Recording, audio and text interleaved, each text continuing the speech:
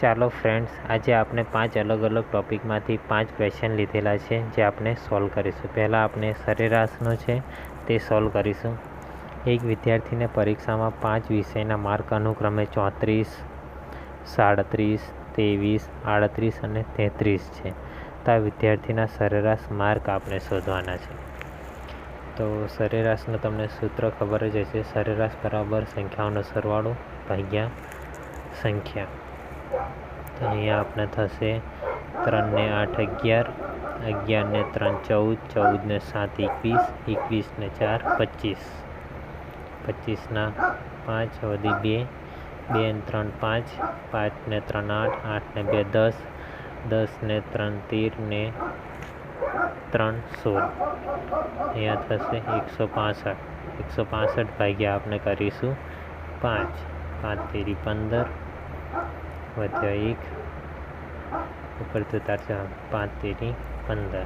આની સરેરાશ આપણે થાય છે 33, જે ઓપ્શન આપણને આપેલો છે ઓપ્શન એમાં.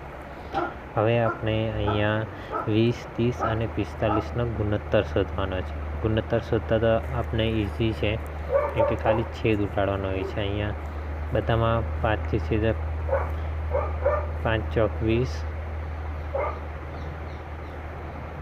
5 છંગ 30, 4, 6 અને 9.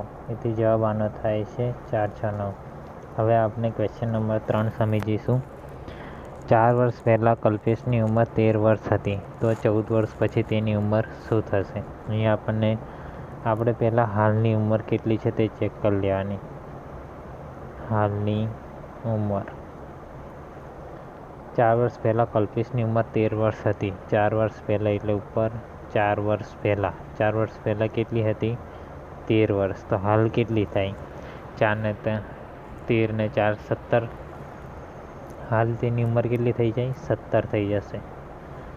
હાલ તેની ઉંમર થઈ જશે 17. તો 14 વર્ષ પછી તેની ઉંમર કેટલી થશે? તો 14 વર્ષ પછી. 14 વર્ષ પછીની તેની ઉંમર આપણને પૂછેલી છે. 14 વર્ષ પછી કેટલી થશે તે. હવે આપણે અહીંયા ચેક કરી લઈશું. આ 17 અને 14 કેટલા થાય છે? 17 અને 14નો ટોટલ કરી દઈશું.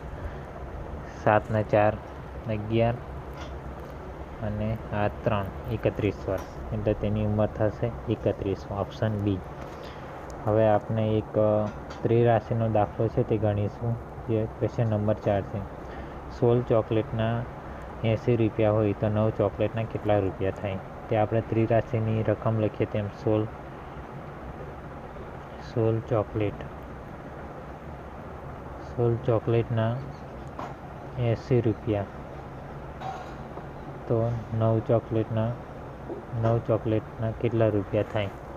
તો આપણે ચોકલેટની નીચે ચોકલેટ રાખીશું. હવે આપણે અહીંયા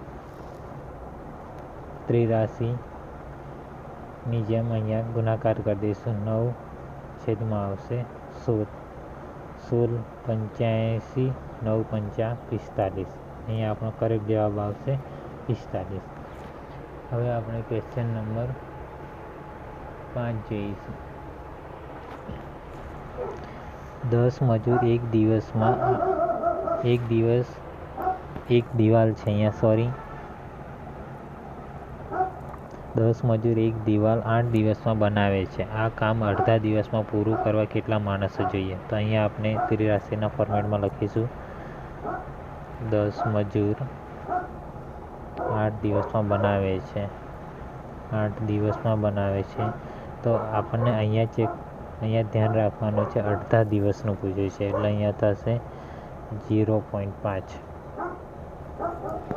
તો હવે આપણે આનો છેદ ઉટાડીશું. 10 ગુણ્યા 8 છેદમાં છે 0.5. પોઈન્ટ કાઢવા માટે આપણે અહીંયા 10 મૂકીશું, એટલે અહીંયા રહેશે ખાલી 5. 5 દુ 10, પછી 8 દાન 80, 80 ગુણ્યા 2, 80 ગુણ્યા 2 કરીશું એટલે આવશે આપણે 160 દિવસ. અડધા દિવસમાં કામ પૂરું કરવું હોય તો 160 માણસો જોઈએ, જે ઓપ્શન ડી છે. કેવા લાગ્યા ફ્રેન્ડ્સ આપણા દાખલા? ગમે તો સબસ્ક્રાઈબ કરો, લાઈક કરો.